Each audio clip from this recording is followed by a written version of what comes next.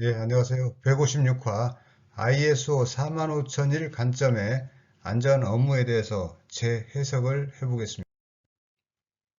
안전 업무 이행 관점인데요. 용어 해석입니다. 하여야 한다는 shall, 규정을 위반할 경우 중대 부적합이 되겠습니다. 하는 것이 좋다, should, 유상은 권고사항입니다.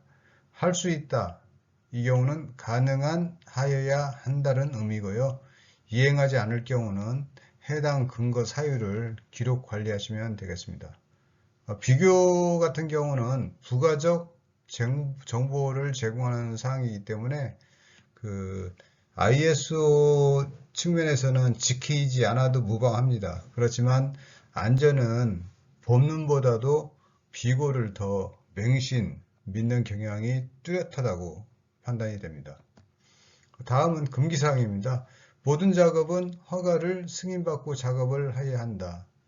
이 경우에는 업무가 많아지면 생략하는 그 경향이 있기 때문에 범위를 설정해서 실효성을 확보할 필요가 있다고 판단이 됩니다. 모든 작업은 현장 순시 및 관리 감독을 철저히 하여야 한다. 이 경우도 마찬가지로 위험 등급, 상중하 또는 ABC를 정해서 선별 적용하는 게 필요합니다. 모든 작업은 안전보건관리비를 계상하여야 한다.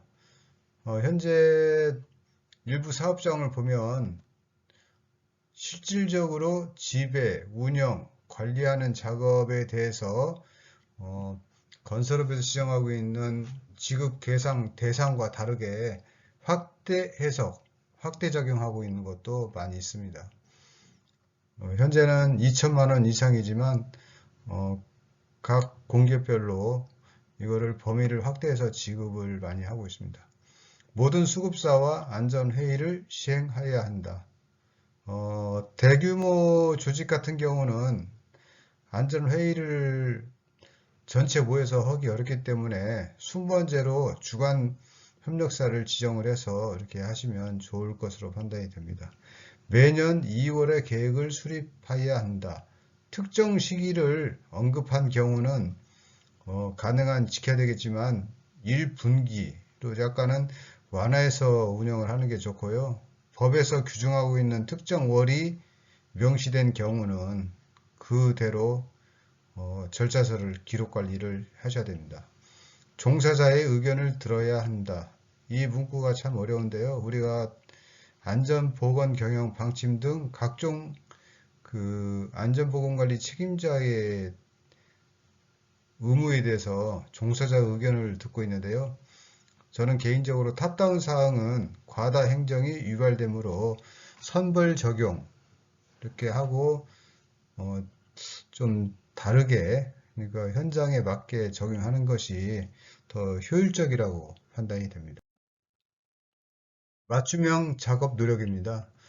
품질은 표준화로 성과를 달성했지만 안전작업은 현장이 심리적으로 환경적으로 변하기 때문에 사실 표준화는 어렵습니다. 작업 기술의 고도화로 계획된 작업과 실행된 작업의 차이가 존재하고요.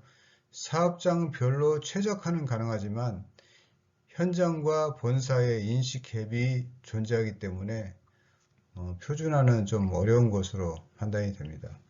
위험성 평가의 경우도 안전장치가 정상 동작되는 조건으로 위험성 평가를 하기 때문에 그 고위험 판정 시 약간의 오류가 발생될 수도 있습니다.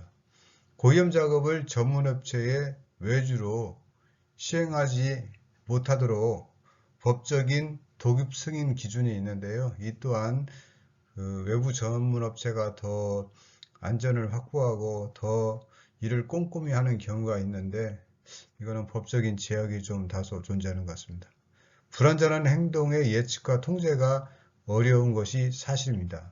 권한 없이 장비를 가동하거나 중요 안전장치를 불편하다고 이미 해체하는 경우, 부적절한 자재와 도구를 사용하거나 이런 표준 이하의 행동은 통제 관리가 상당히 어려워서 보통 재해를 유발하는 사항이 되기도 합니다.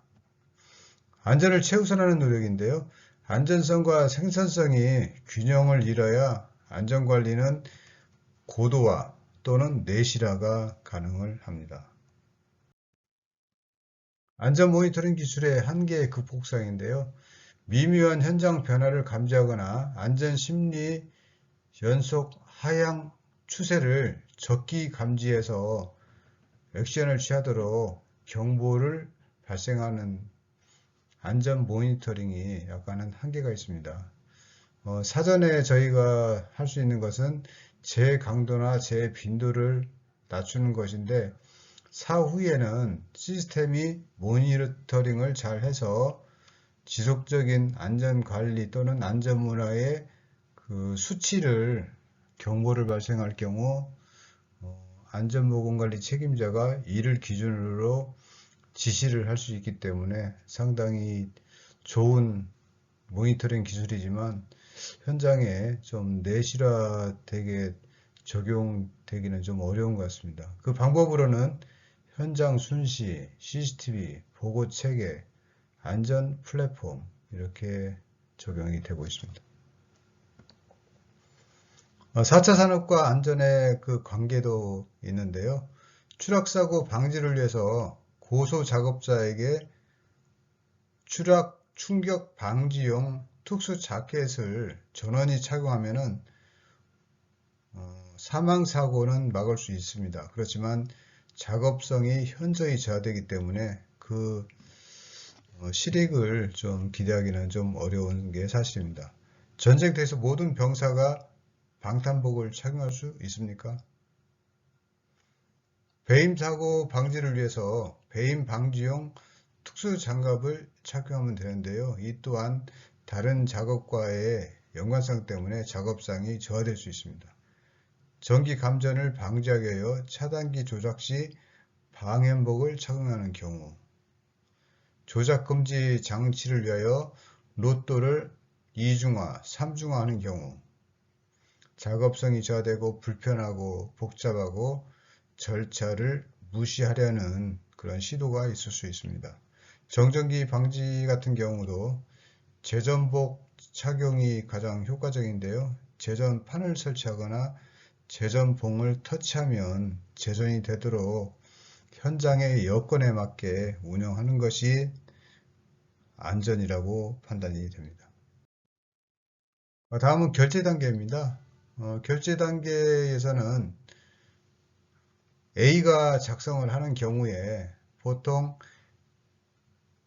승인자는 C가 됩니다. 그렇지만 A가 검토하고 승인한 경우는 중대 부적합이 되고요. 승인자가 검토하고 승인하는 경우도 적합이 되고, 가장 적정한 사항은 A가 작성하고 B가 검토하고 C가 승인하고 이렇게 세 명이 독립적으로 이렇게 교차적으로 이렇게 결제를 하시는 게 가장 좋습니다. 그렇지만 작성자가 검토까지 하는 것은 부적합입니다. 이거와 관련해서 승인자가 검토 후 승인이 필요한데 승인용 비밀번호를 공유하거나 승인을 위임하는 경우는 부족합니다. 이런 경우는 그 허가서 결제할 때 허가 건수가 과다하기 때문에 이런 사례가 가끔 발생되기도 합니다. 프로세스입니다. 절차서를 만들지 않아도 되지만 프로세스만 있으면 관리는 사실 가능합니다. 관례도 프로세스입니다. 그렇지만 한 명이 작성하고 한 명이 나 홀로 승인하는 어떤 시스템이 있다면 이는 대형 비리를 유발하는 계기가 될 것입니다. 안전 업무는 표준화를 위해 노력할 뿐이지 그 표준화는 어렵습니다. 그래서 안전은 표준화보다는 사업장별로 맞춤형으로 구축하는 게 필요하고요. 각가지 경우의 수에 대응할 수 있는 유연문화 구축이 더 중요하다고 판단이 됩니다. 네, 이상으로 품질 ISO 측면의 안전에 대해서 비교 분석해 드렸습니다. 수고하셨습니다.